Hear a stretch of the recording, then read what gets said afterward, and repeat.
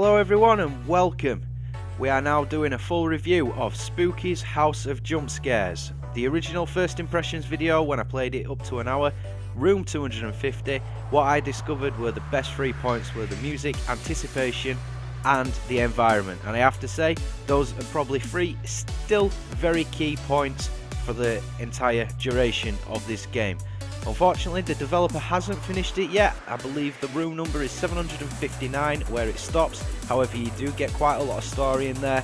Things start to get ridiculously strange, and there is some monsters in there which became an absolute pain in the ass to try and escape. And we also had some puzzles, which first time took forever. However, when they repeated, it became quite easy to do. But further to say, let's actually get into the details. With this section, I've speeded it up by ×2 just to show you how long it actually took me to get past this room. Basically, you've got 4 entrances. You can only go for 3 of them. And if you listen,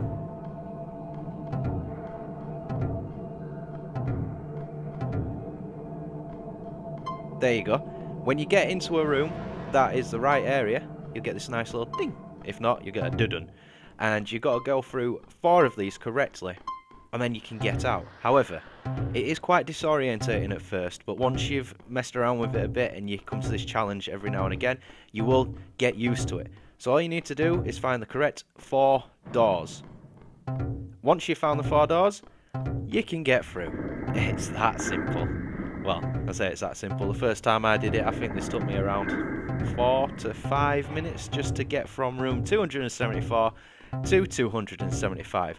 So that's the first highlight I wanted to put in this. A very good concept, simple yet very difficult to do. I would point out one thing to the developer though, it may be useful them coming up with different combinations. Secondly, the puppeteer. This guy is probably one of the most difficult monsters to get away from. The reason why, albeit I figured it out quite quickly, but it was very difficult, is that if you turn around, you don't look behind you, he'll come up behind you and he'll hit you. That's how much of a pain in the arse he is. So you need to kind of like walk backwards. It does come in handy after you've played the game a lot when you understand the different room types. But if you don't get to the door fast enough, especially if you're not looking behind yourself, he will hit you. See that? There he is, just around that corner there. Nearly got me. Fortunately for me, I turned around fast enough. And you have to do that for ages. Now, this next bit. Well, hello there. Are you lost, little one? Not too sure what this one is, to be honest. This was really interesting.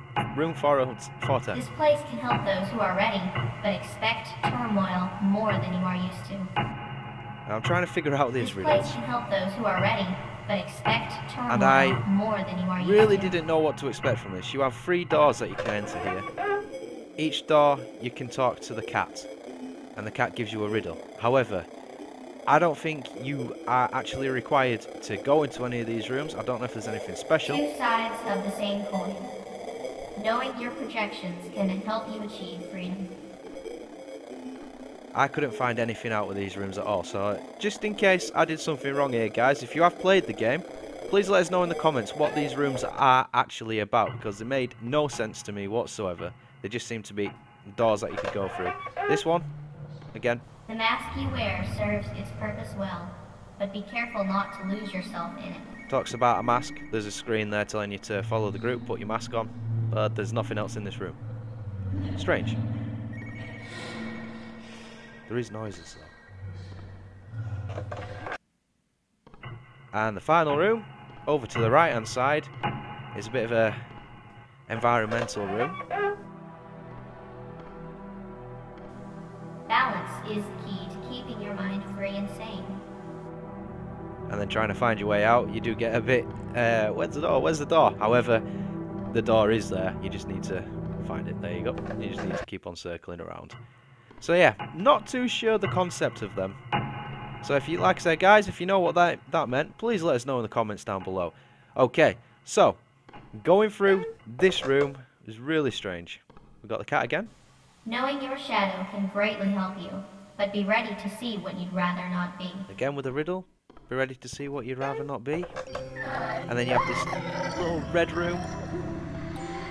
Go all the way through it, and then you start going through the rooms again. However, after this door, you have a new challenge. This is not necessarily a monster. You've got the walls on the screens making different signs. However, if you go the wrong way, you're dead. Instantly.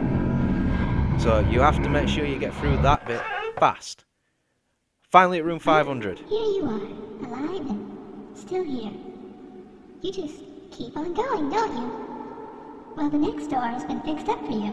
So enjoy and keep moving on, you little fleshy live one. It's a bit condescending, that Spooky, isn't she? So we've got a save point here. We've got the word cheese password. Originally at room 250 we had pumpkin, and now we've got cheese.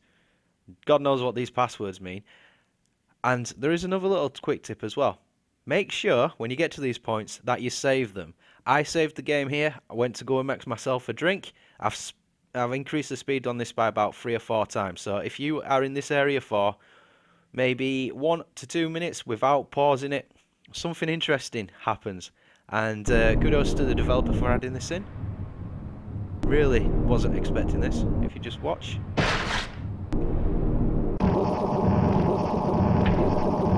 You just have a monster that just takes you out. So if I didn't save that, I would have had to go back to the 50th room, or even further. So yeah, that's a nice little feature.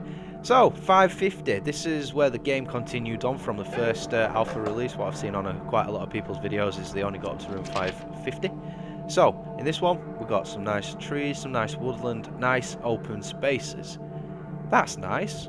Different environmental changes. And in the next area, we get to see some deer, or very look-alike Bambis. However, as with this game, yeah, they're not friendly, as nearly anything that moves in this game isn't friendly at all. So yeah, here's another note from somebody else talking about the deer not being too friendly. Yeah, we just found that out, and we've got a skeleton to the left. Nice. This next room, however, the reason I've let this play through is you get yourself an axe. There you go. Now you can attack things. However, it's mostly used to open doors. You can hit creatures. That puppeteer, for example, I hit him when he were sneaking up behind me. They only stayed down for 1 room though. So if you hit them, they stay down. You don't have to worry about making sure that you've got your back to the wall when you're getting chased by the puppeteer. And going through this one as well, you run through these deers. They don't cause too much of an issue. Get through to this area, and we get another boss. But I'm not going to show you that one. So all a nice little surprise.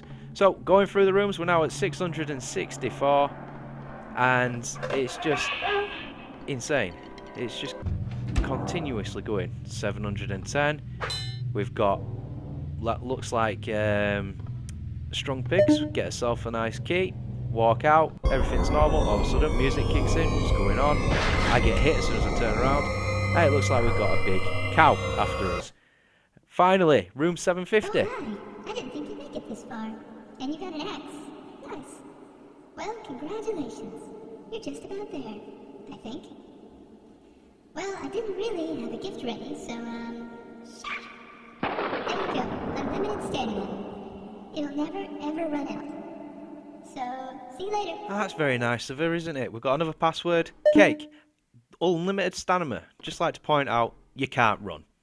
That's why you've got unlimited stamina. You can hit with your axe as many times as you want, but you cannot run. And there we go. There's the developer message. That's as far as he's got so far. I cannot wait for the next 240 rooms.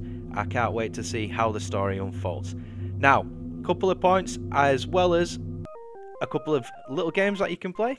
This is called Miss Spook, where it looks a lot like Pac-Man. The objective, kill Pac-Man. Second game, you're a car. You got to destroy other cars to maintain your time.